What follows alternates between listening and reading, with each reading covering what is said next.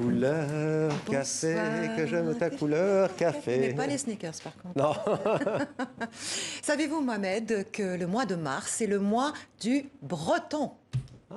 Misvez ar Brezhoneg, le mois du breton.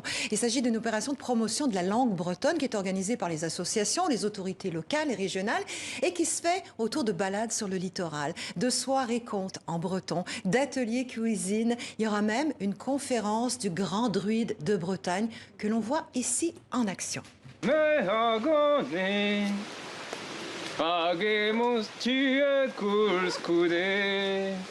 Ni vreis a galon,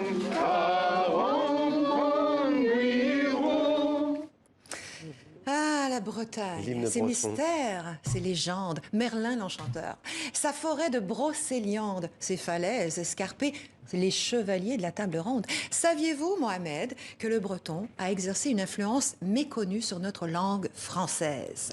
Quand ils ont débarqué en France il y a quoi, 1500 ans, les premiers bretons ont apporté des mots. Menhir, goéland, Kenavo, au revoir, Fesnoz, fête de nuit. Ce sont les Bretons qui ont donné aux Français les mots califourchon, bijou, fringale ou plouc. Vous savez, le gars qui sort de sa campagne.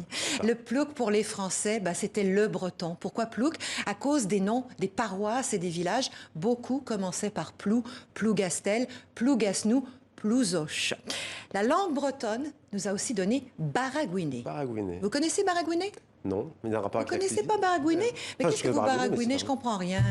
Non, baragouiner, c'est parler mal. Ça viendrait des mots bretons bara et gouine, le pain et le vin. Quand les pèlerins bretons se présentaient à une auberge, ils demandaient baragouine. Est-ce que ça vous arrive, Mohamed, d'aller au pieu?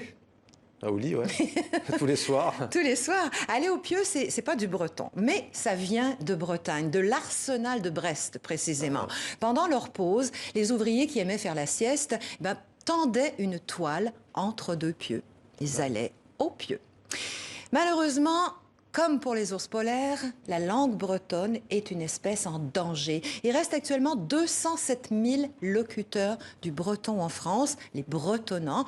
La transmission entre générations ne se fait plus. Il y a donc un collectif d'artistes, d'auteurs, de personnalités bretonnes qui réclament un plan Marshall pour sauver la langue.